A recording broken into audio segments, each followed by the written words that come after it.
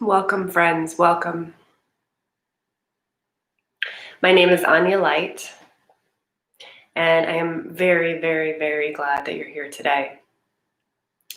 So the plan for today is I'm going to talk for about 20-30 minutes or so. Let Spirit guide me. And then I'm going to open it up for questions and conversation. So at any point, if you want to type in questions or comments, please do so, and I'll get to them in a little while. So let's begin just with a quick little meditation to bring all of our energies together.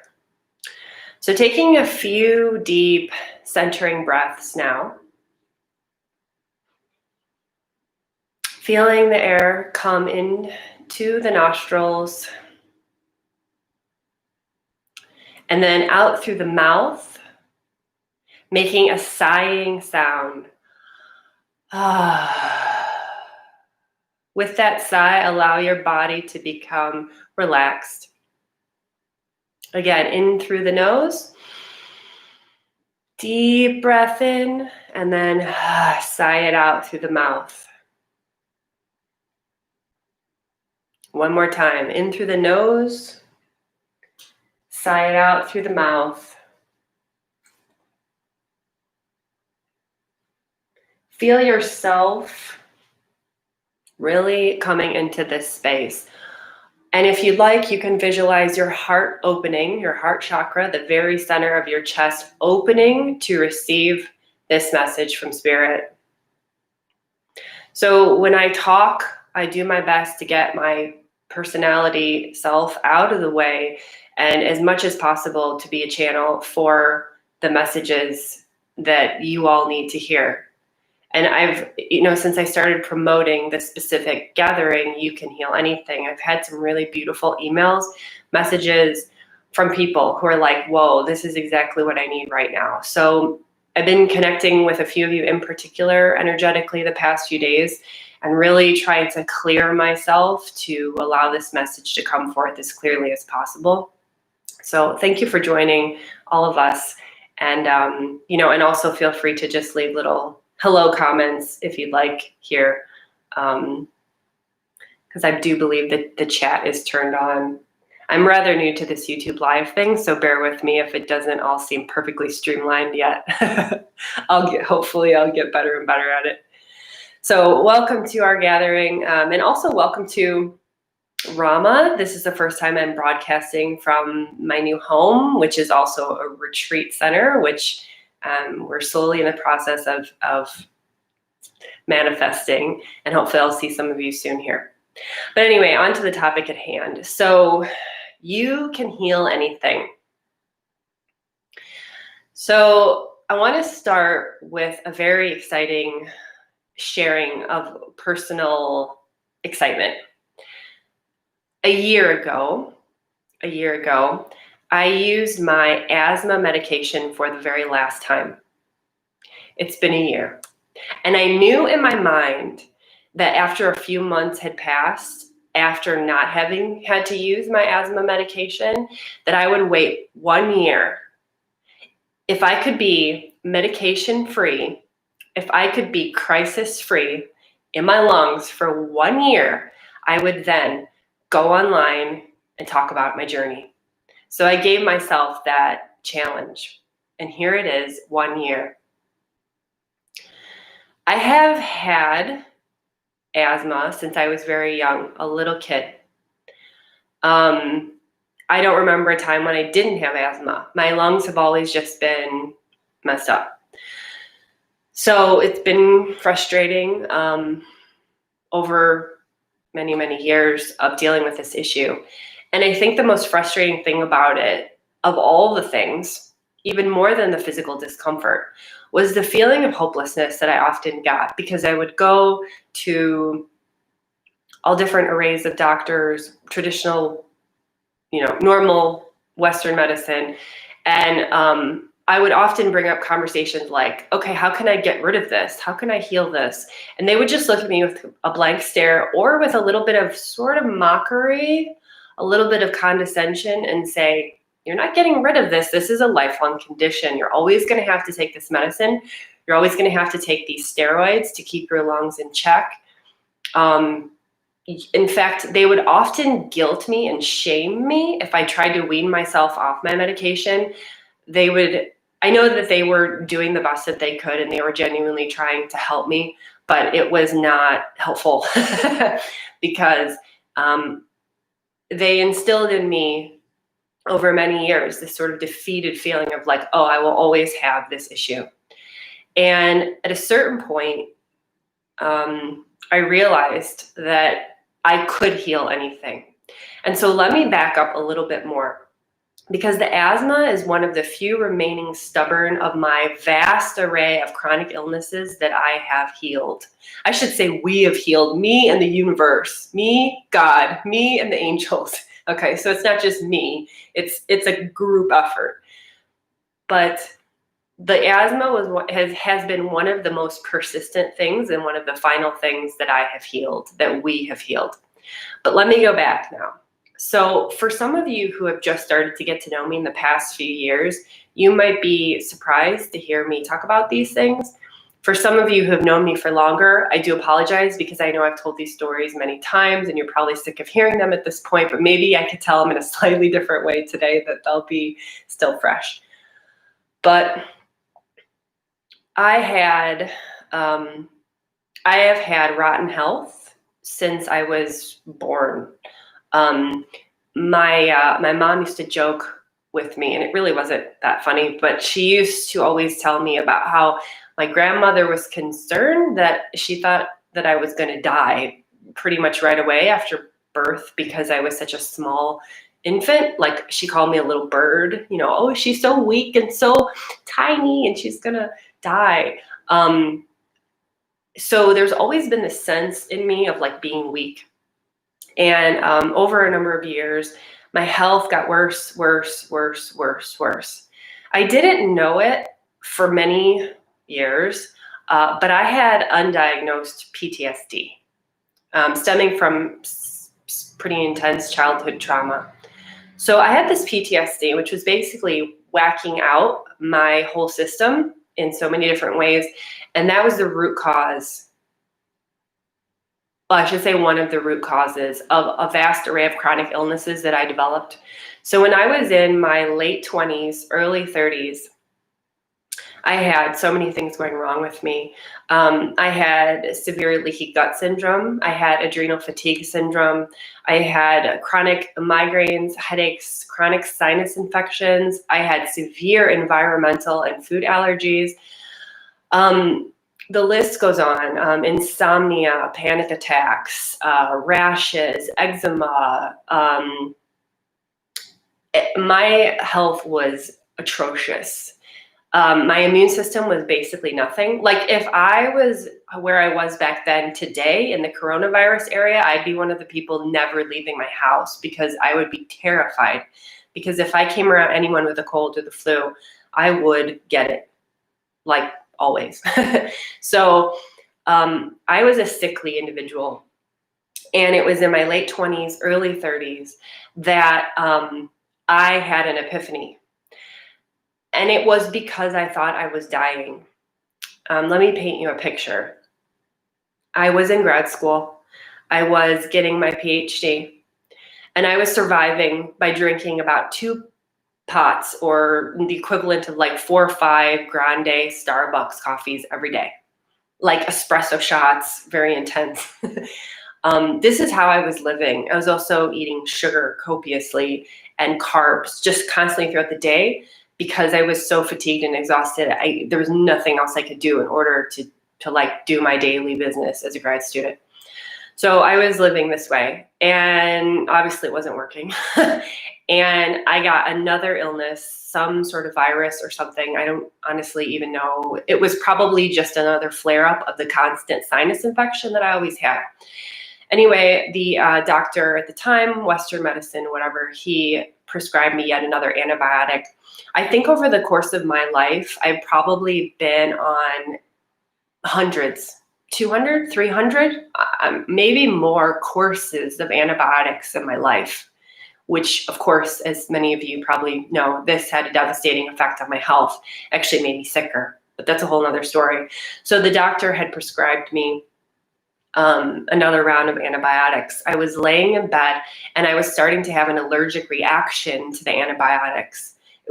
It was maybe later that day after starting the first pill or something. And I was laying in bed and my fever was climbing higher and higher. And I knew inside that I was having this reaction. I knew it could kill me. And I remember laying in bed, screaming and crying in prayer out to God and saying, why is this happening to me? I can't take it anymore. And I remember calling my husband at the time into the room. And I remember holding his hand and he just looking at me with complete confusion. He didn't know what to do. You know, he'd been dealing with this for years. He didn't know how to help me. And I just remember looking at him and telling him I couldn't do it anymore. And he knew what I meant. He knew that I meant that I wanted to die and that it was too much to be in this world. So it was shortly after that I made a choice. I had to decide whether I wanted to live or die. And I chose life. So at the time, I just, this is another thing about healing chronic illnesses. Sometimes you have lingering energetic effects. So sometimes when I talk about my health, healing myself, I still get like these weird coughs. And it's basically just like remnants of the past kind of working themselves out. So, you know, as you see. Anyway, so I decided to drop. I was just finishing up my PhD and my dissertation.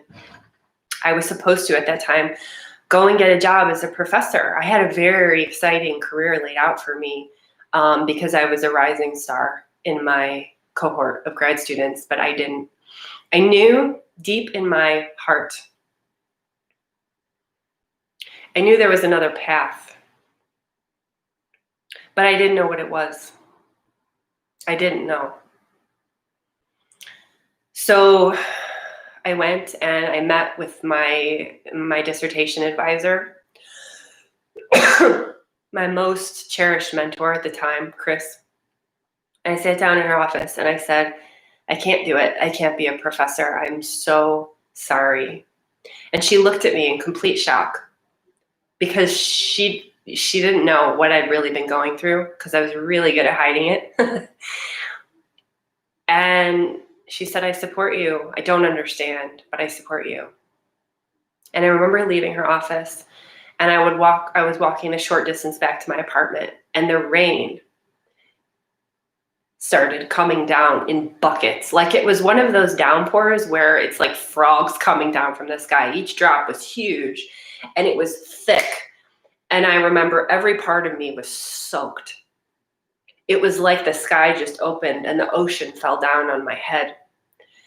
And by the time I got home, I stripped off my wet clothes and I sat and I just started to wail because what had I just done? I was just giving up financial security. I was giving up a life that I thought that I wanted for what I didn't know. And so over the next number of years, I made it my life's task to heal myself. And that meant diving through deep insecurities, deep shadows. And I am now by no means free of all those shadows. I still have them within me. But the difference now is that I can see them and perceive them as they're flaring up, as they're rising up in the day-to-day moments of life, and they don't scare me as much. They're just kind of annoying at this point, but they're not overwhelming. And so one by one, I started to heal myself, and I used a variety of methods and techniques. And one of the turning points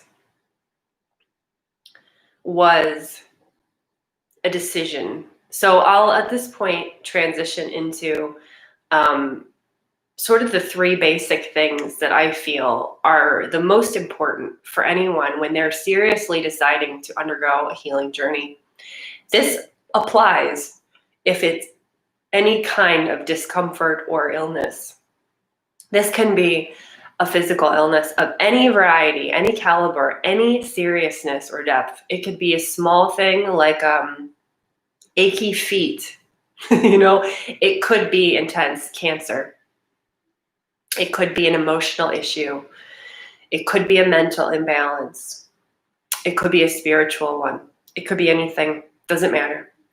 But there's three main things that I can share with you that helped me to be where I am now.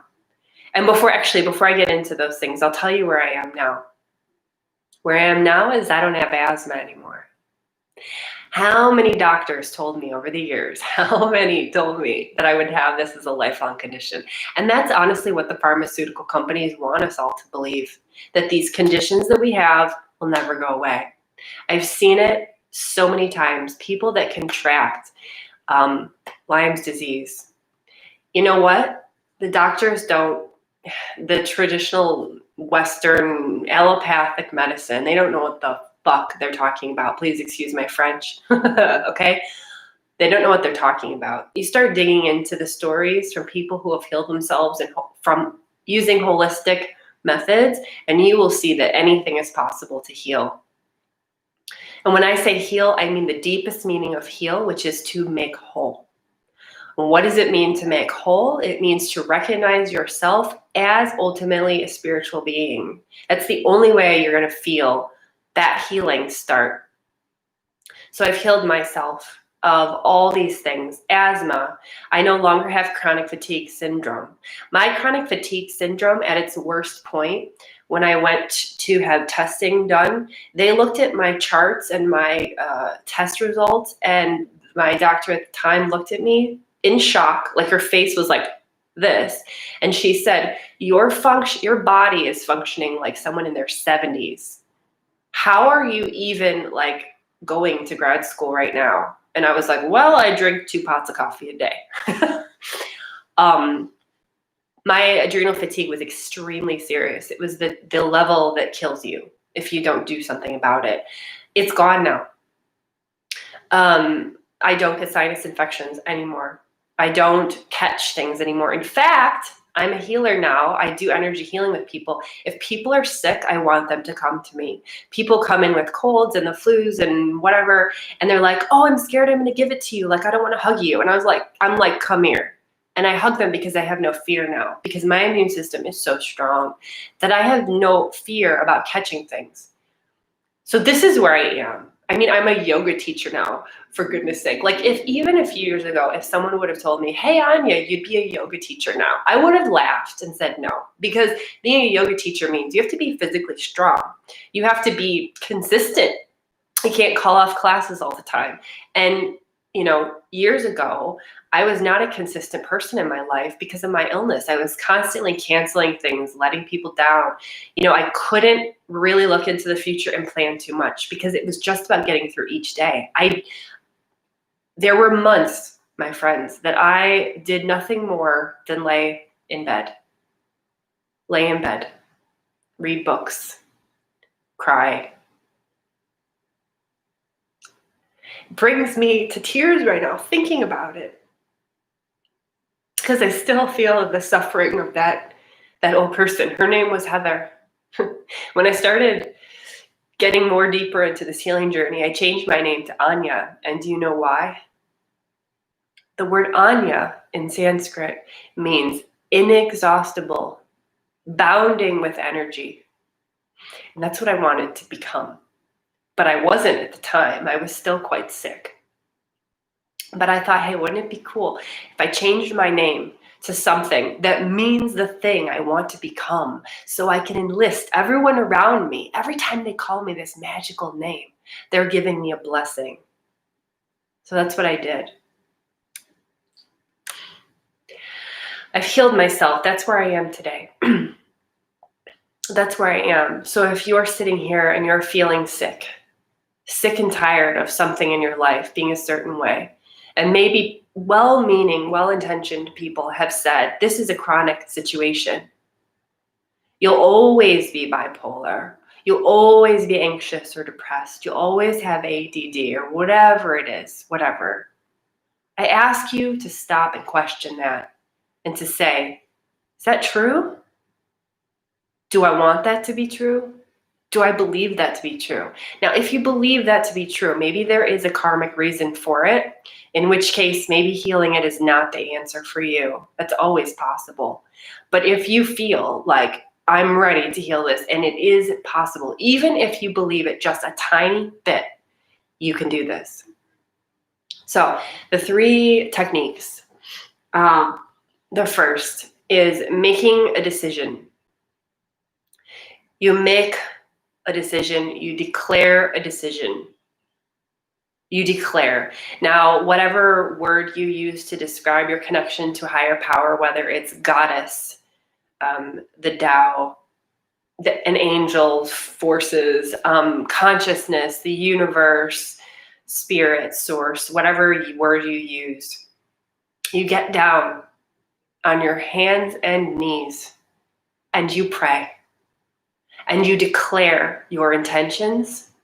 You ask for help and you make that decision inside of yourself and you connect with that higher power. People always wonder, why does Alcoholics Anonymous work so well? It's because they surrender to a higher power. That's it. There's no magic. I mean, that is the magic of it, but it's not very complicated. So you make that decision. So that's the first thing. It's a decision. It's a declaration. You can say it out loud. Universe, goddess, I am on the path of healing as of now. Now is the turning point. There was a before and now there's an after. And here's a moment when I begin this path. And I will do whatever it takes. That's the thing that did it for me, is that I knew that I would do whatever it took. And please don't let yourself get to the point that I did where your body is physically dying. So I didn't really have much of a choice, you know. I mean, I did in the sense that I could have allowed myself to die. Many people do that. They lose hope, they die. Okay. But don't let yourself get to that point, please. Do it before it gets harder. So you make your declaration, you make the decision. And maybe that's something you do today. Maybe after this broadcast, you make a sacred space for yourself. You light a candle and you make that decision. And here's the thing about it too, you don't know what the outcome is going to be. There's no guarantees. And that's the thing too about being a healer that I've learned. When someone comes to me for healing, I am a channel of love, high vibrational energy. I facilitate a space of healing. But the thing is I don't know what the outcome will ever be. I can't guarantee anything. The reason for that is because we all have our paths and our lessons to learn. So sometimes, and this is hard to hear, but sometimes the healing happens in the form of finding peace. So maybe you continue to have that illness, but you make complete peace with it.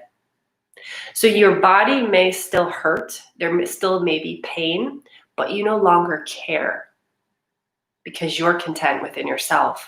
You found peace and happiness. So that is truly the first step. The second step is patience. So cultivating patience inside of yourself for whatever comes along. So things are unexpected that come up and they disturb us. They shake us. And this healing process, it can last a while. It doesn't just happen overnight.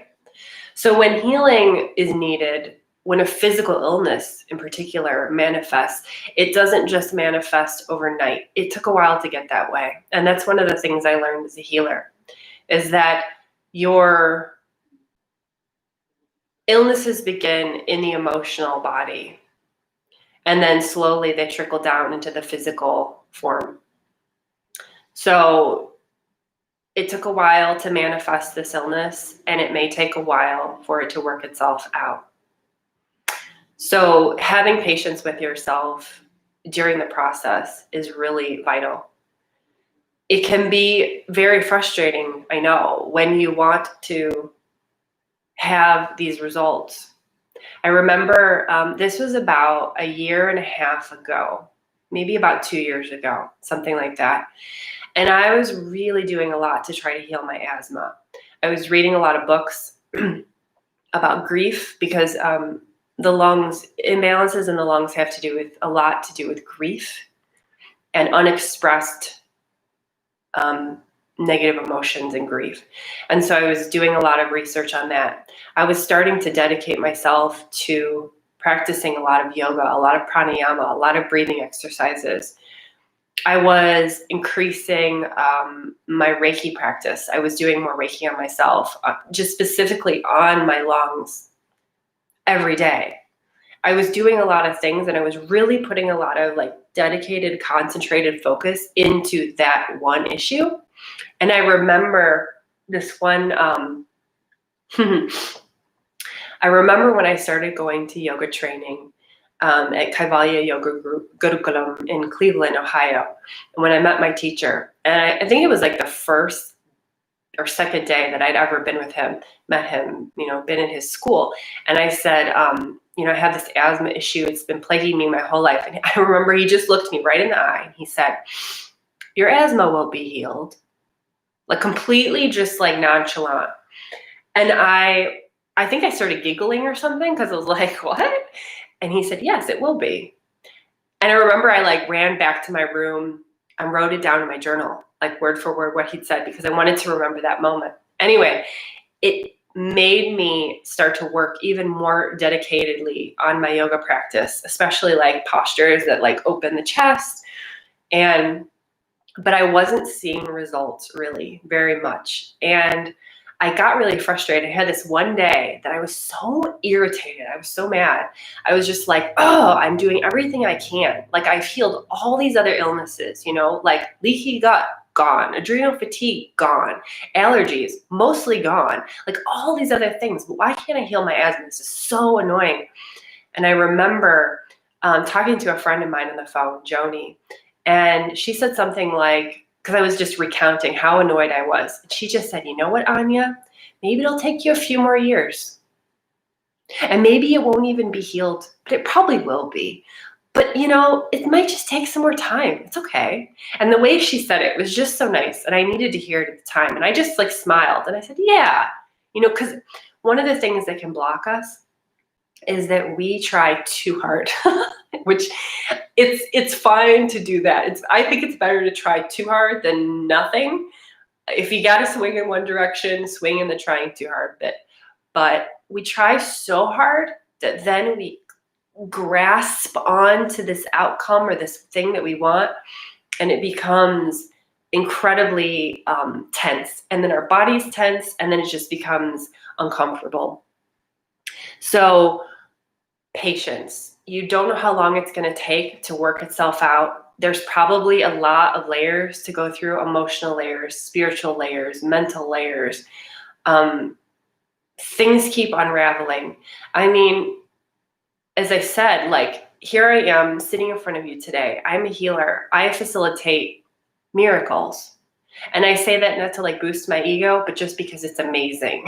And because I'm so privileged and blessed to be able to have this job in life, that I get to feel this healing energy come through me when I do Reiki sessions with people. And I get to witness things that are beyond the logical mind to understand.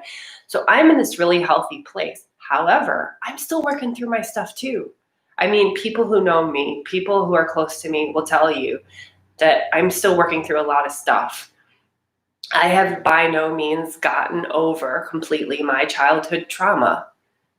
A good example of that would be just a few minutes ago when I was coughing. I'm still working through some throat chakra issues. And also I had a bit of some nightmares last night during the night because whenever I have to talk in front of groups of people, especially on the topic of myself, I get nervous. I get a bit scared. So I'm still working through some self-confidence issues, some stuff that relates to past traumas. And not only this lifetime, but I'm also working through kind of a heavy karmic load from past lifetimes too. So that's maybe the topic of another live stream, but I'm still working through stuff. But the key now, I think that I feel more and more is this patience, that things will be worked out in their own time. And for me, I understand my life to be immortal, meaning lifetime after lifetime, I have to work this out. So if I don't get it all right in this lifetime, it's okay, it's fine. One of the tragedies, I think, that many of us were raised in, those of us who are raised in religious contexts, is we're raised to believe that, we have to get it right in this lifetime, because when we die, well, we're either raised to believe that when we die, we just die and that's the end, or we were raised to believe that we go to heaven or hell. In my deep belief, we come back again and again and again. So we have endless, really, possibilities for healing. So it's not just this lifetime. So cut yourself some slack, take a deep breath. It's going to be okay. It's going to be okay. I'm just checking here to see if the live chat is on. I think it is. I don't see any comments yet, which is fine. But I'm sure hoping that it's on. So the last thing. So as I said, the first thing was declaring, making that decision. I'm going to heal. The second thing is patience. The third thing is meditation. Now, I mean this in a broad sense. So if you hear the word meditation and you think of sitting on a cushion with your spine straight, Mani Padme Hum, no, it doesn't have to be that. It can be an activity that gets you out of your head. When we get out of our head, we get into reality. What is reality? Reality is love. Have you ever been on a ski slope? Have you ever been on a surfboard? Have you ever made love with someone you find amazing? Have you ever had a piece of chocolate in a very sacred way with a candle lit and you're putting all your focus into it? Have you ever taken a hot bath, lit candles, just relaxed? Have you ever taken a jog through the forest?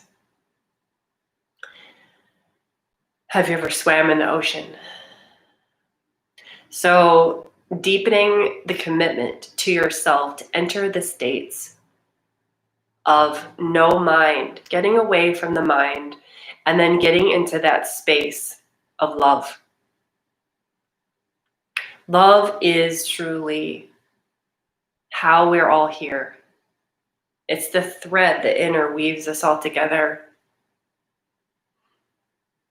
And that love can be felt when we start to slowly make our way away from the dictates of logic and reason and all the things that our human conditioning has told us is the most real. Meditation. For me, I do enjoy traditional seated meditation. I think it's very beneficial. A big part of my healing journey happened when I discovered a technique that I really like, seated meditation. I won't go into the details of it. It doesn't really matter which technique it was. But it was a technique, my eyes were closed, my spine was straight. I was chanting a mantra. And I realized it was so beneficial for me. And I had done a little research too. This technique was good for people that had PTSD. And I started saying, you know what? The only thing important in life is me doing this meditation as much as possible. And I was having periods of time when I would do 2.5, 3 hours every day doing this technique. And I was blessed at the time because at the time I had a partner who was financially supporting me, and I was able to really take that time. So if you're blessed with some time in your day, take it and meditate. Do that for yourself. I also want to say too that Reiki, many of you know that that's my primary gift to the world that I offer. I shouldn't say primary, one of the main ones. It's kind of hard for me to decide which is my main thing. But anyway, Reiki is a form of meditation. It's just a different kind because the intention for Reiki is healing. But essentially, if you boil it down, it is a meditation technique. So meditate, meditate, meditate, meditate. Make your life a life of meditation. And the more you do that, the more that you will feel who you truly are. And for me, I experience that truly as who I am as love. And maybe you'll feel it in a slightly different way or conceptualize it in a different way, but that's okay. But you'll discover your true, deepest self. And you know what? That true, deep self is not ill, has never been ill, ever. Can you feel what I'm saying right now? Close your eyes if you'd like for a moment and feel what I'm saying right now in your body. The true, deepest part of you has never been ill. You are spirit.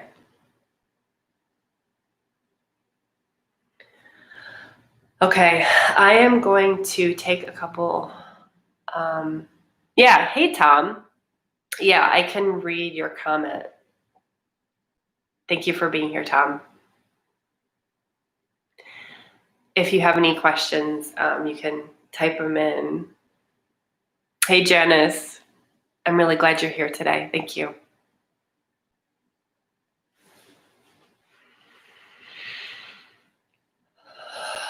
So yeah, I'm pretty much done with what I wanted to share today. So if anyone has any questions, now is your moment.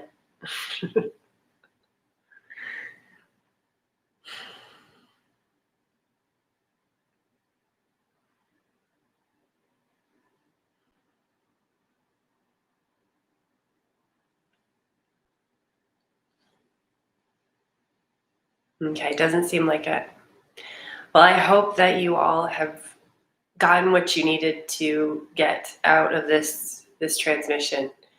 And I humbly thank you from the bottom of my heart for being open to receiving whatever it is that you need to receive from your healing journey. It's not going to always be easy. In some ways, ignorance can be, in a way, the less challenging path. But I know that it's not worth it to stay in the ignorance. There is a great quote by the founder of Reiki, Mikao Usui. He said, "You are everything. If you are healing yourself, you are healing everything." So as you heal yourself, you're not just doing it for yourself. You're doing it to inspire and uplift others. And you don't have to be like me. You don't have to be a teacher on YouTube, write books, whatever. You don't have to do any of that. Your simple story of healing yourself that you share with your friends and family, that's huge. We need more people sharing their stories.